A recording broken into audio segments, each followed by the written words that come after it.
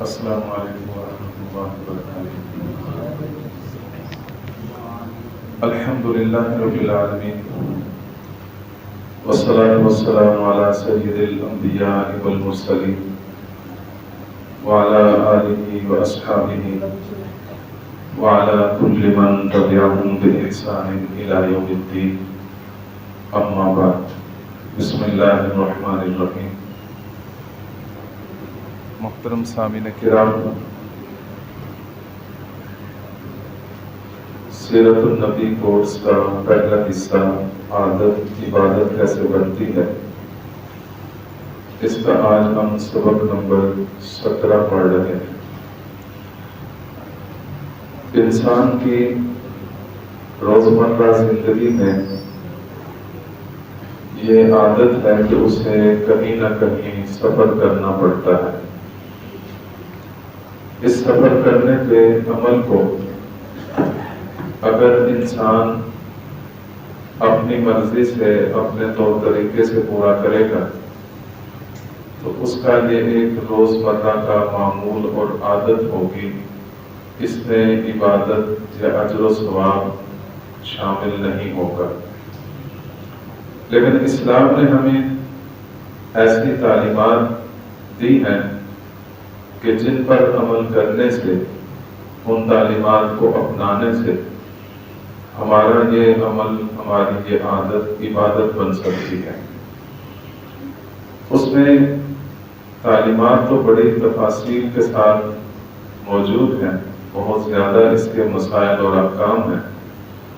ان میں سے اس مجلس میں جتنے ممکن تھے چند ایک اہم باتیں اس میں سے عرض کر دی۔ اس میں سب سے پہلی بات تو یہ ہے کہ آدمی سفر کرنے سے پہلے اپنی نیت اچھی کر لے۔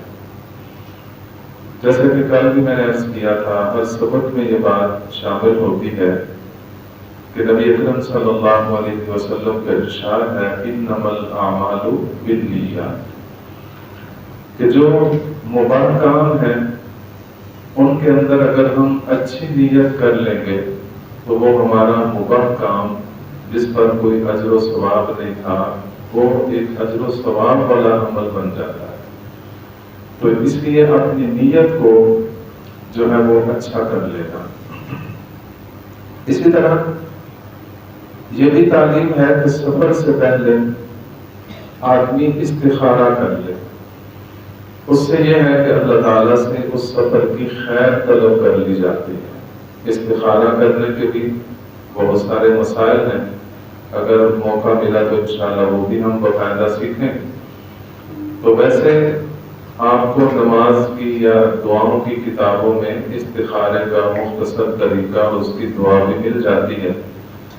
اس طریقے پر مسنون جو استخارہ ہے وہ اپنا لیا جائے۔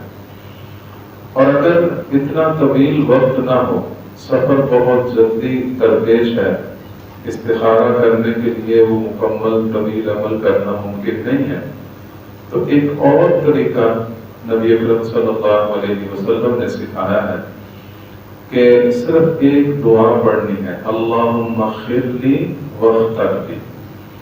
یہ دعا پڑھ کے پھر جس طرف دل متوجہ ہو کہ سفر کرنا چاہیے یا نہیں کرنا چاہیے، تو جو اللہ تعالیٰ دل میں بات ڈال دے تو انشاءاللہ اس میں پھر خیر ہی خیر ہوگی، اس سفر میں پھر آدمی نقصان سے محفوظ رہے گا۔ اسی طرح یہ بھی تعلیم ہے کہ آدمی تجربہ کار لوگوں سے، جس سفر پر آپ جانا چاہتے ہیں اس سفر میں جن لوگوں کو تجربات ہو چکے ہیں ان سے مشورہ کر لیا جائے۔ تو جو آدمی استخارہ کر لیتا ہے اور مشورہ لے لیتا ہے پھر وہ نہ کبھی نادم ہوتا ہے نہ اس کا نقصان ہوتا ہے۔ اگر ہو بھی جائے تو وہ آدمی اس نقصان کی حالت میں بھی کسی قسم کا شرعی طور پر مجرم نہیں قرار دیا جائے گا، اس پر اس کو اجر و ثواب ہی ملے گا۔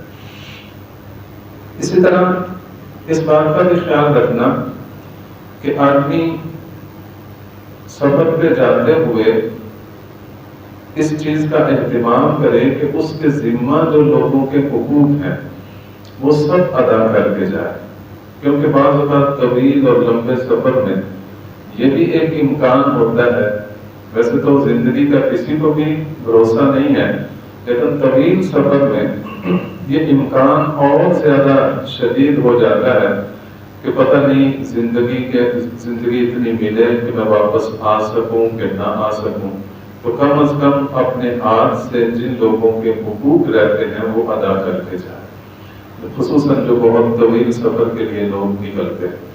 اللہ تعالیٰ کا بھی ارشاد ہے ان اللہ یأمرکم ان تؤدوا الامانات الی اہلہا، اگر کسی کی امانت آپ کے پاس پڑی ہے وہ اس کے حوالے کر جائے، اگر آپ کے ذمہ کسی کا حق رہتا ہے وہ ادا کر کے جائے، اور اگر خود وہ امانت ادا کرنا فی الحال ممکن نہ ہو تو کسی کے سپرد کر جائے اور اس کی ذمہ داری اس کو دے کر جائے کہ میرے عدم موجودگی میں یہ امانتیں ہیں، اور اگر یہ لوگ مطالبہ کریں تو ان کو یہ امانتیں واپس کرنا ہے۔ جیسے نبی اکرم صلی اللہ علیہ وسلم نے ہجرت کے سفر میں حضرت علی رضی اللہ عنہ کو یہ ذمہ داری سونپی تھی کہ تم میرے بستر پر لیٹ جاؤ اور یہ امانتیں ہیں، یہ لوگوں کو واپس کر کے تم نے مدینہ میں آنا ہے۔ تو اس طرح حقوق کو ادا کرنے کا اہتمام کرنا۔ اگر کسی عورت کو سفر درپیش ہے تو اس کے لیے یہ تعلیم ہے کہ وہ بغیر محرم کے سفر نہ کرے، رشتہ داروں میں سے کوئی نہ کوئی محرم اس کے ساتھ ہو، یا پھر اپنا خاوند اس کے ساتھ اگر وہ شادی شدہ ہے، تو ان دونوں کے علاوہ سفر کرنا یہ نبی اکرم صلی اللہ علیہ وسلم نے منع فرمایا ہے۔ بخاری شریف کی روایت ہے کہ لا یحل لامرأۃ تؤمن باللہ والیوم الآخر، جو عورت اللہ اور یوم آخرت پر ایمان رکھتی ہے وہ یہ بات سمجھ لے کہ اس کے لیے یہ حلال نہیں ہے کہ تسافر مسیرۃ یوم ولیلہ، کہ وہ ایک دن رات کی مسافت کا سفر کرے اکیلی، الا مع ذی محرم منہا، ہاں اگر اس کے ساتھ کوئی محرم رشتہ دار موجود ہو تو پھر وہ سفر کرے، ورنہ اتنا طویل وہ اکیلے سفر نہ کرے۔ اس میں حج کا، عمرے کا یا دوسری جو اسٹڈی وغیرہ کے لیے عورتوں کو جانا پڑتا ہے تو اس میں اس بات کا اہتمام رکھنا کہ جب تک محرم ساتھ نہ ہو تو وہ سفر نہ کرے۔ یہی تو وجہ ہے کہ شریعت نے عورت کے لیے حج فرض ہونے کے ساتھ ساتھ محرم کے انتظام کی شرط لگائی ہے۔ اگر اس کے ساتھ محرم موجود نہیں یا شادی شدہ ہے تو خاوند اس کے ساتھ نہیں جا سکتا، تو اس وقت تک اس پر حج فرض ہی نہیں ہوتا، تو اس کو تب حج کرنا لازم ہوگا، فرض ہوگا، جب اس کے اخراجات کے ساتھ ساتھ اور استطاعت کے ساتھ ساتھ اس کے ساتھ جانے والا محرم یا خاوند کا جب تک انتظام نہیں ہو جاتا۔ تو اس لیے ایسا کوئی بھی سفر عورت اکیلی نہ کرے جو ایک سفر شرعی بنتا ہے۔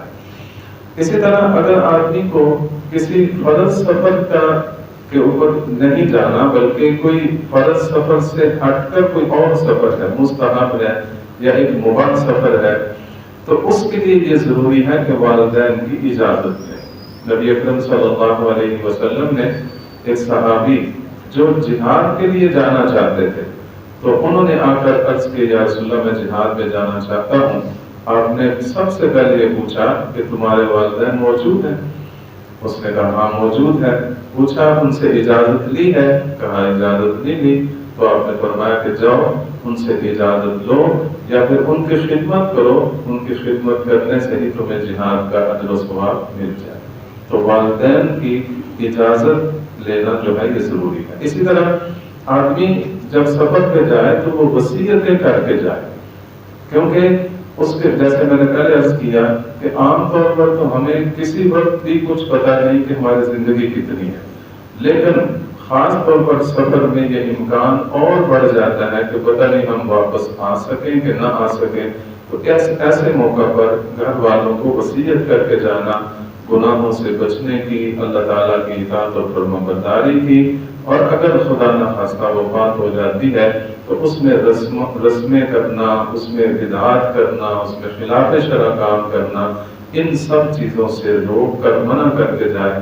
اس کے باوجود اگر کوئی کرے گا تو پھر آدمی خود گناہگار نہیں ہوگا۔ اسی طرح گھر والوں میں اپنا کوئی نہ کوئی نائب جو ہے اپنا خلیفہ مقرر کر کے جائے۔ نبی اکرم صلی اللہ علیہ وسلم جب سفر پہ جاتے تھے تو کسی نہ کسی کو مدینہ منورہ میں اپنا نائب مقرر کر کے جاتے تھے۔ تو یہ بھی ایک سنت طریقہ ہے کہ اپنا نائب مقرر کر کے جائے، گھر والوں کو خرچہ بھی دے کر جائے۔ ایسا نہ ہو کہ خود تو سفر پہ چلا گیا اور پچھلے جو گھر والے ہیں جن کی ذمہ داری اس پر بنتی ہے وہ بیچارے اخراجات سے تنگ ہوں، قرض لیں یا کسی سے مانگنا ان کو پڑ جائے۔ بقدر ضرورت خرچ اپنے ساتھ لے کر جائے۔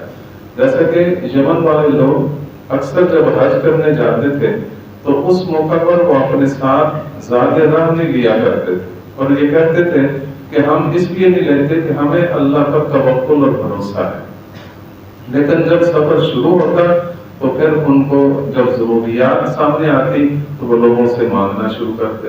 تو اللہ تعالیٰ نے قرآن پاک میں ارشاد فرمایا وَتَزَوَّدُوا، زاد راہ ساتھ لے کر جایا کرو۔ یہ کوئی توکل نہیں ہے کہ آدمی اسباب ہی چھوڑ دے، توکل یہ ہے کہ اسباب اختیار کر کے پھر بھروسہ رب الاسباب پر کر لے، یہ توکل ہے۔ اسباب کو ترک کرنے کا نام توکل نہیں ہے۔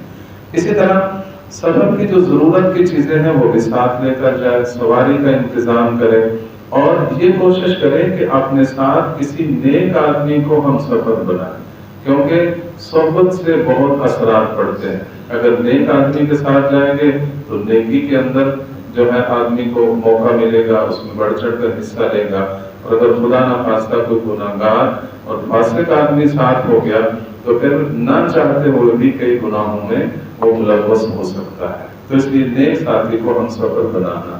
اسی طرح جتنے بھی ساتھی سفر کر رہے ہوں تو ان میں سے کسی ایک کو امیر مقرر کر دینا تاکہ وہ سارے معاملات کو وہ دیکھے اور باقی سب کو چاہیے کہ اس کی اطاعت کریں، کیونکہ امیر اطاعت کے لیے ہی بنایا جاتا ہے۔ اسی طرح سفر میں جانے سے پہلے اس بات کا اہتمام کرنا کہ 2 رکعت پڑھ کے جانا۔ نبی اکرم صلی اللہ علیہ وسلم نے ارشاد فرمایا جس کا مفہوم ہے کہ تم گھر والوں کے لیے جتنی چیزیں چھوڑ کر جا رہے ہو ان میں سے سب سے بہترین چیز وہ 2 رکعتیں ہیں جو تم پڑھ کر وہاں سے نکل رہے ہو۔ اس لیے 2 رکعتیں پڑھنے کا اہتمام کرنا سفر کے لیے۔ مسافر کو رخصت کرتے وقت جو گھر والے ہیں ان کے لیے دعا یہ تعلیم دی گئی ہے کہ وہ اس طرح دعا دیں، استودع اللہ دینک و امانتک و خواتیم عملک۔ یہ گھر والے مسافر کو دعا دے اور مسافر گھر والوں کو یہ دعا دے، استودعک اللہ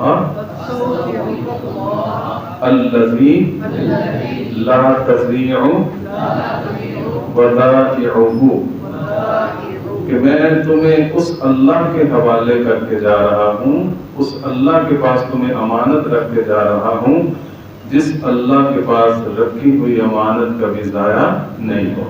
کتنی پیاری دعا ہے، یعنی پورے گھر کو، پورے گھرانے کو اللہ کے حوالے کر کے جا، اور جو بندہ اللہ کے حوالے کرتا ہے پھر وہ کبھی اس کی امانت اللہ کبھی ضائع نہیں کرتا۔ اسی طرح گھر سے نکلتے وقت جو میں نے پہلے بھی آداب ایک مسلسل بڑی تفصیل سے بتائے ہیں کہ گھر سے نکلنے کے کیا آداب ہیں، گھر میں آنے کے کیا آداب ہیں، تو وہ گھر سے نکلنے آنے جانے کے سارے آداب کو ملحوظ رکھنا اور دعاؤں کا اہتمام کرنا، کیونکہ سفر کے اندر جو آدمی مسافر دعا کرتا ہے وہ دعا ایسی ہے کہ حدیث پاک میں آتا ہے کہ وہ ایسے اللہ کے ہاں قبول ہوتی ہے کہ اس کی قبولیت میں شک کی گنجائش نہیں۔ تو آدمی سفر میں خوب دعاؤں کا اہتمام کرے، اپنے لیے، امت کے لیے، اپنے گھرانے کے لیے اور اپنی ساری ضروریات کے لیے۔ تو ان چیزوں کو اگر ہم اپنائیں گے تو انشاءاللہ ہمارا یہ سفر کرنا یہ عادت اور ایک معمول نہیں رہے گا بلکہ عبادت بن جائے گی۔